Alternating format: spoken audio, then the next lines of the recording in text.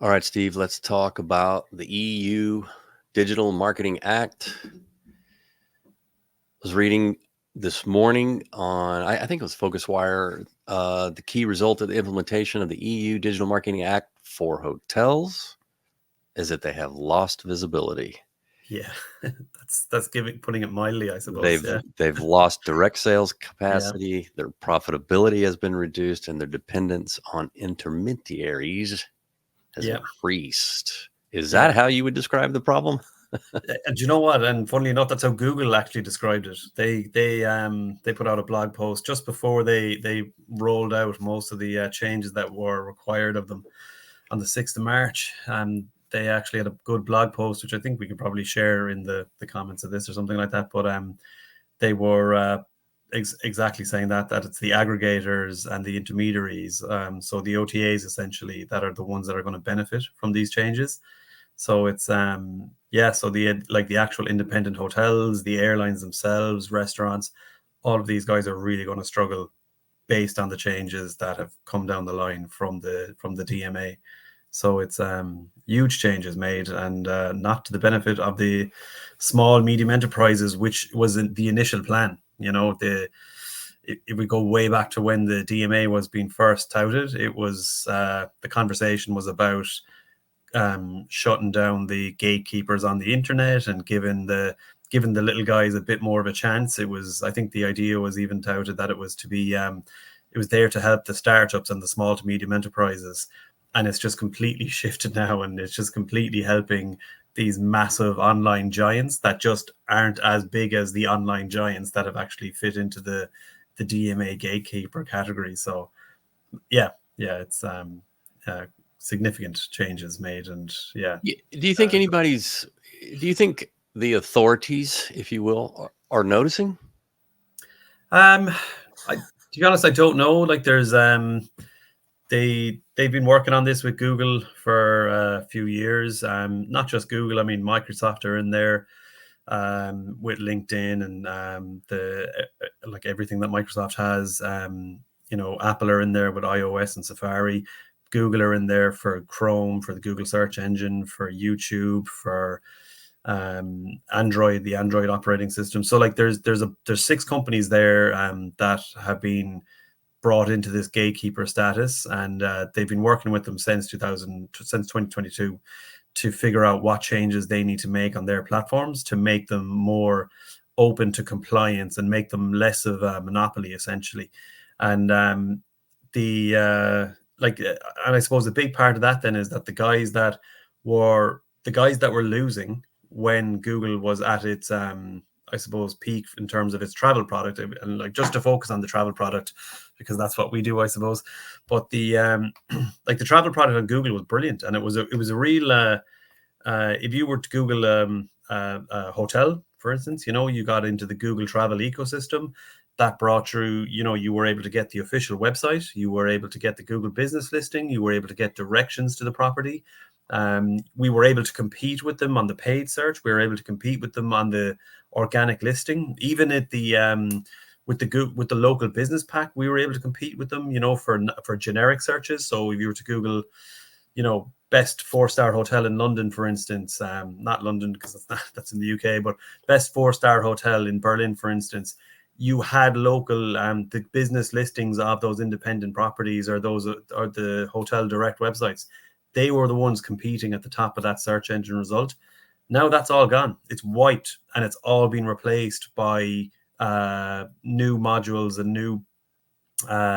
new features that have just that are completely owned by the aggregators like Booking.com, Expedia, HRS, all of these guys that are all feeding into that. So it's just completely taken away an awful lot of that, and it's a real shame. Yeah. So what are the smaller hotels, or what are hotels doing in general? Like, how are they? I mean, they're seeing this, and so what? Yeah. How are they reacting? Yeah. So look, I mean, it's a lot of it is probably out of reach for a lot of hotels that don't have technology partners. So I mean, we're working with our clients in the European Economic Area, which is where this is impacting. This isn't impacting on a global level. This is just an EU legislation.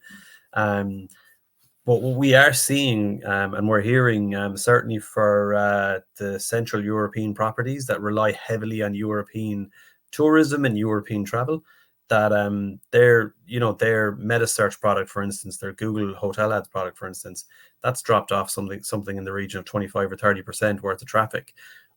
Where's that demand hasn't gone anywhere. So where it's going, it's absolutely going to the intermediaries. Where your properties are, not so reliant on European travel, if you're getting a lot from, say, from the UK, for instance, or from the US, it's not having such an impact, But if you're in Berlin and you're very reliant on your domestic business, and you've been working, trying to build up your direct business for some time, which we know is more profitable, which we know is you're generating loyalty in terms of that. That's all now going to shift back towards the OTAs. So it's very hard for a hotel to compete against it, because at the end of the day, like for instance, Google is a gatekeeper, right? They've been designated a gatekeeper. They're still the gate. It just goes into a different place now, Yeah. And this is Yeah. so nothing's changed in terms of Google being a gatekeeper. They've been forced to point it in a different direction. And it's away from the small to medium enterprises. Yeah. Yeah. So it's hard for a small business, certainly, to even understand what's going on, because it's past that kind of surface level.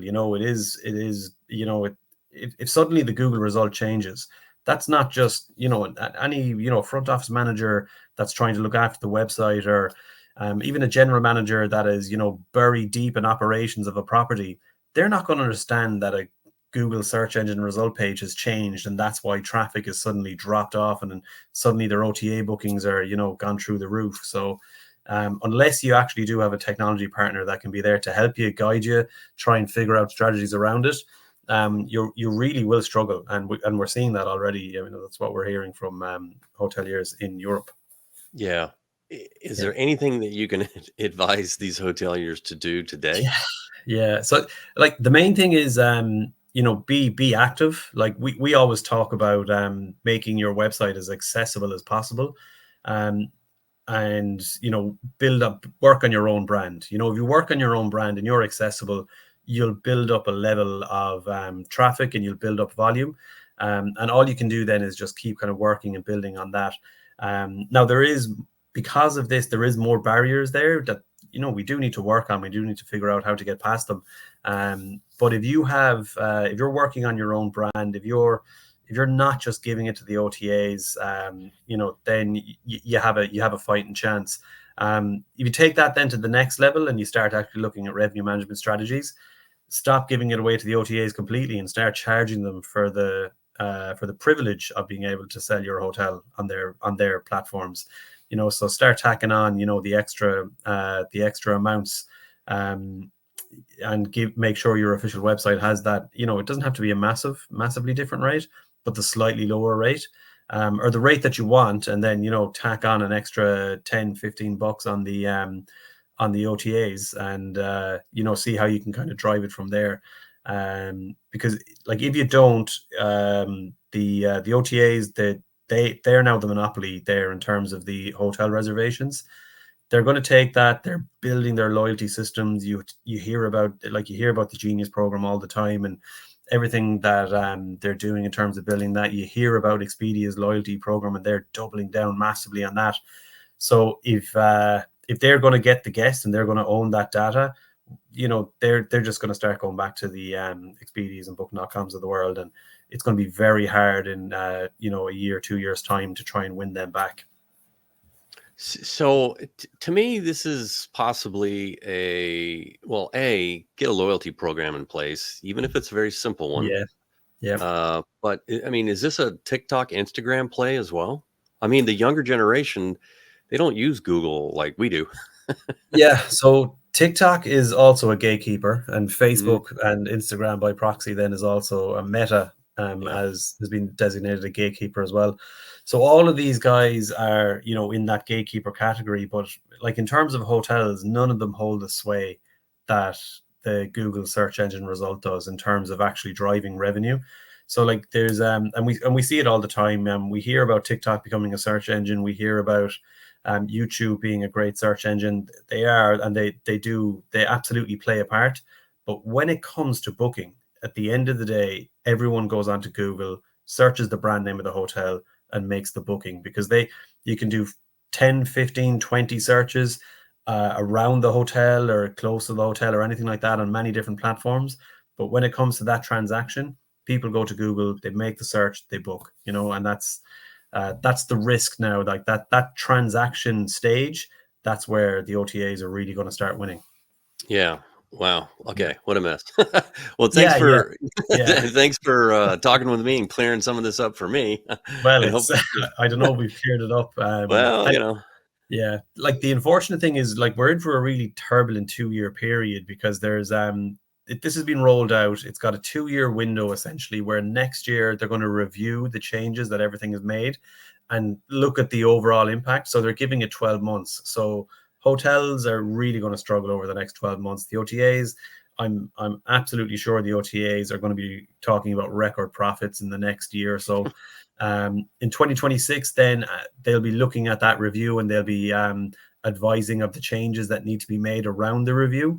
So you're talking 2 to 3 years now, pretty much, where the OTAs are really going to dominate before we might have a chance of it actually reversing back in favor of the independent hotels. So it's it's a real mess. It's a real mess. Yeah. Buckle up. Absolutely. Yeah. All right, Steve. Well, thanks for joining me. No worries. Thanks a million, Jason.